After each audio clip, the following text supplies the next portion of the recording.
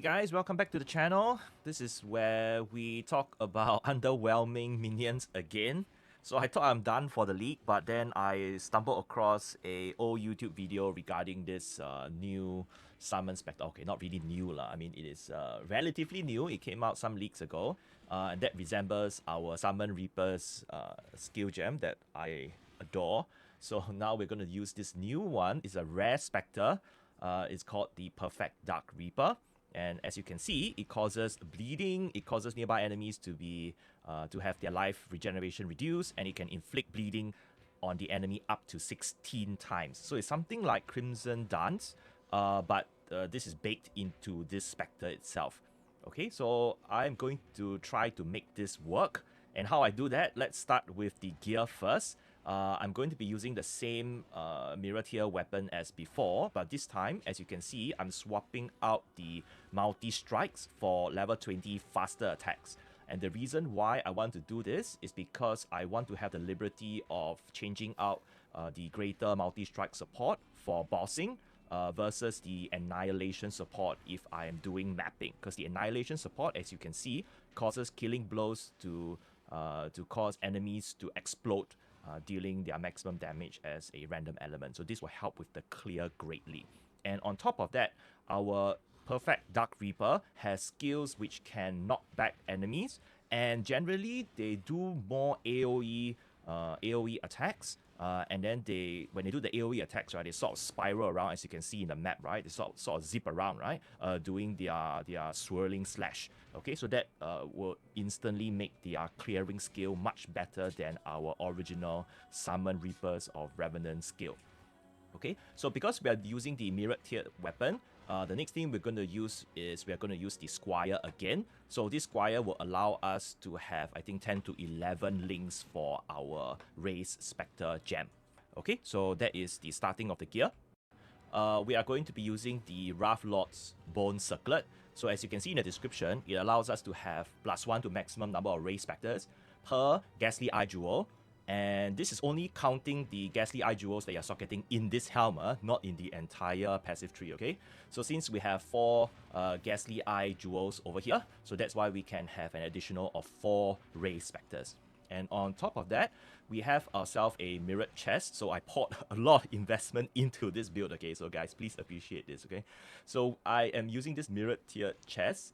And this mirror tiered chest has a +1 to maximum number of Spectres. So this gives us, I believe, a total of maximum 12 Race Spectres. So we have a total of 12 Race Spectres to play with. Okay, later I'll go through my team of Spectres, okay, what I chose to be in my team, okay. So the next thing in the gear is we'll be using this 2 bone rings, as you can see over here. So the bone ring has stats so that I can use all my gems and gear, and it has minion damage, it has minion attack speed, more importantly, and the other one also is about the same. It has maximum energy shield, minion life, minion movement speed, minion damage, minion elemental resistances. So all these are your standard high tier bone rings. So that's what I'm using. I'm using 2 of them. As for the amulet, I'm going for the +2 levels to all skill gems. So that would boost our Race Spectre gems. I think it will be a total of level 30 over here. Okay, and I also went for the additional mod of increased maximum energy shield, because this time I'm going CI. Yes, this is my first CI build of the league, so I want the increased maximum energy shield additional modifier over there. As for the gloves and the boots, the gloves, I'm just using a normal Warlock gloves for energy shield. That one will just give us, a lot of energy shield. I think I have a total of 7,222, as you can see on the bottom left side of the screen. It also has minion damage, increased minion damage, and I crafted on the minion recover 100% of their life when you focus. So if I feel that my minions are in trouble, like let's say in a high density map or what, and is surrounded by mobs, I can just press this button and then they will heal to full life. Okay. The next one is the boots. Now the boots, I have the +2 level to all Race Spectre gems. So this is just to increase my Spectre gems again. And I just have normal resistances, movement speed, and this is just to add more energy shield as well. This is also, finally, this is also a Mage Blood build. So I need the Mage Blood because I'm very afraid of resistances. So I do not want to think too much about resistances at all. So I use the Mage Blood in order to use my Topaz Flask, my Sapphire Flask, my Ruby Flask, and my Quartz Flask. And the reason why you need Quartz Flask is because of phasing. you are playing with minions, if you don't have phasing, you're not going to have a good time, okay? So this is going to help with the movement drastically. If not, it's going to be super clunky. And lastly, I'm going to be using the Bolted Faith just for crit and, you know, extra maybe some life regen. Okay, so as for the team members, okay, so now let's move on to the team members, okay? So the main Spectre is, of course, the Perfect Dark Reaper. And then I'm going to be moving on to some support Spectres. So the first support Spectre is going to be the expensive Perfect Forest Tiger. So as you can see, this guy casts Haste. So this is the one that gives us the Haste aura. And it also gives us a Frenzy charge to nearby allies on hit. Okay, now the next Spectre I'm going to be using is the Perfect Forest Warrior. So this guy gives our Reapers Onslaught, and he also has Curling Strike, so this helps a lot in bossing. The next Spectre I'm going to be using is the Perfect Blood Demon, and the reason why I want to do that is because of Pride. And Pride, the reason why we need Pride is because we are doing physical damage this time, so no Doriani shenanigans here. We are just doing pure physical damage. Alright, and the next thing we're going to be doing is using the Perfect Dancing Sword. Now, the Dancing Sword, I'm not sure whether this helps a lot, but it gives nearby allies 20% chance to impale. And if you do not know what impale does, right, it's every time your minion impales an enemy, right, it takes the nearby enemies or the mob itself will take reflected physical damage. So I think this helps with the physical damage that our Reapers deal. So I'm going to include this just in case. So if you add up all our team members, we have a total of 12. 8 of them would be the Perfect Dark Reaper, while the rest of the 4 would be our supporting Spectres that I've mentioned earlier. And let's move on to the passive tree.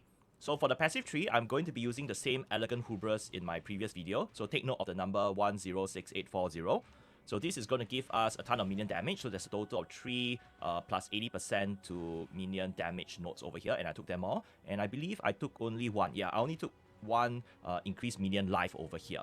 Okay, and moving upwards, we have a total of 3 large clusters, same as my min-max Summon Reapers build.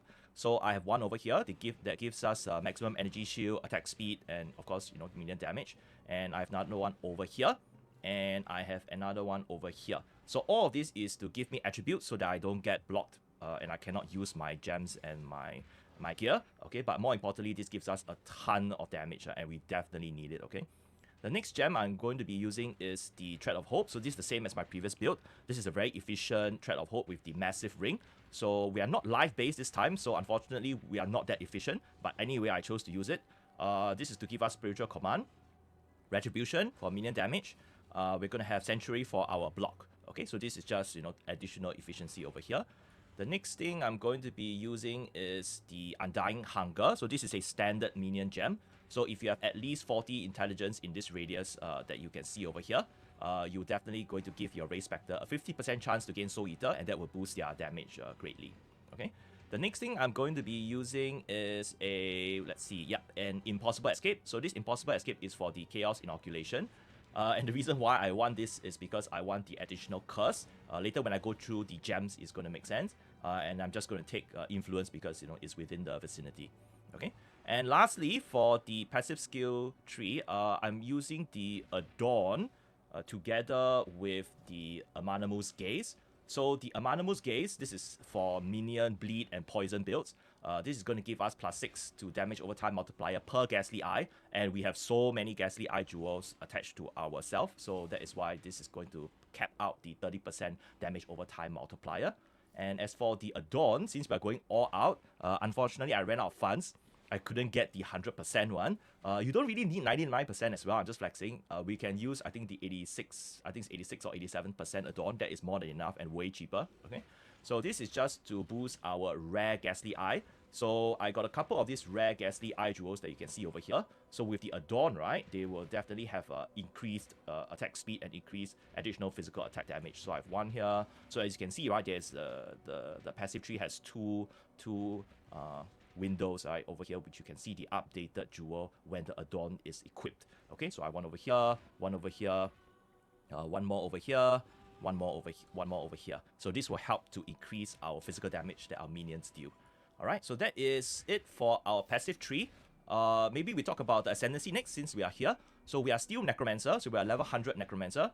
We will be using the Mistress of Sacrifice. This will give us the offering skills that can also affect us. And we are using Bone Offering this time. So Bone Offering will give us attack block and spell block. So that will help, at least cap out our attack block and spell blocks. So that is for our effective HP. We have the Pathing towards the Mindless Aggression and the Bone Barrier. And for the Bone Barrier, this one, we are using Bone Barrier because we have so many minions, and the minions is going to leech life, but unfortunately we are not life based. So in order to combat that, in order to tackle that, we actually take Ghost Reaver that you see over here. So that will allow us to leech energy shield instead of life. Okay, so we need to take Ghost Reaver if we are taking Bone Barrier. Alright, so the next one is, I think there's other keystones which I forgot to mention. We are going to take Divine Shield, because that will, allow us to have 3% of our physical damage prevented, taken as energy shield regeneration per second. Okay, so that will help with our survivability. Okay, so that's all for the passive tree. Next thing we're going to do is we're going to talk about the sockets, I guess. So for the sockets, for the main weapon, I'm using the level 20 Ray Spectre with the new inbuilt level 1 volatility. So since we are doing physical damage with a range that you can see there, we are definitely going to be gaining the benefit from volatility, which allows us to have more maximum physical damage dealt. Then the next thing we're going to be using is melee physical damage support. So that will help us with the bleeding, and our minions are doing bleed damage, so this is definitely required. We have our Awaken and Power to boost our skill gems. We have the Greater Multi-Strike. Okay, this Greater Multi-Strike can actually be swapped out with Annihilation when you are doing mapping, so that will help with the clearing. So this is going to give us some flexibility. We have minion damage, of course, and we have Congregation. So Congregation is the one that allows us to have 12 maximum Spectres, so we definitely need a Congregation support that you see over here. The other things in my links, I have Desecrate linked to Arcanist Brand, Punishment, Vulnerability, Enhance, and Empower. Okay, so the reason why we need the Vulnerability gem together with the Enhance is because the Enhance increases the quality of support skills, and if you read the Vulnerability skill gem, right, when it comes to additional effects from quality, it causes attack hits against cursed enemy to have a 22% chance to aggravate bleeding. So what is aggravate? So aggravate means it treats as though the enemy is moving. So as we know in the bleeding, when it comes to bleeding enemies, right, they will take double damage, I believe, when the enemies are moving. So the vulnerability gem is definitely needed because that would increase our bleeding damage by a lot. The next thing is for quality, right? It also gives deliberation. So when you deliberate enemies, when we use the punishment skill gem, it deliberate enemies, which causes them to deal, I think, 10% less damage to us. Okay, and the punishment is a good curse skill because it gives us more damage when the enemy is on low life. So once the enemy crosses that threshold, right, that's where our minion damage actually fully take off. Okay, and all of this is automated by Arcanist Brand. So Arcanist Brand allows us to cast our Desecrate, allows us to cast our Vulnerability and Punishment. But most of the time, to be honest, I'm only using it for bossing. I'm not using Arcanist Brand at all for mapping because of the high mana cost. Okay, so most of the time in mapping, right, I'm not using my Arcanist Brand at all. I'm actually using the Bone Offering that I trigger manually. So because there are corpses everywhere, right, when you're doing mapping, you can just trigger Bone Offering. And my Bone Offering in my gloves is also socketed with Flesh and Stone. So, I mean, there's no effect of them being together, right? But I don't have any more socket, right? There's a bit of socket pressure here. So the Flesh and Stone is going to give us more survivability when we are doing mapping. But when we are doing bossing, I actually switch over to Blood Stuns, which allows the enemies to take up to 21% more physical damage from hits. Okay, and remember, guys, we are doing physical damage, so Flesh and Stone is definitely required. I have Shield Charge to move around, and what else do I have? Oh, this is my Aura Boots. So in my Aura Boots, I have Generosity, paired with Enlighten and Malevolence. So the reason why we use Generosity is because we don't really need the Aura itself. We want our minions to have Malevolence. So that's where we use Generosity paired with Malevolence so that our minions can do more damage over time.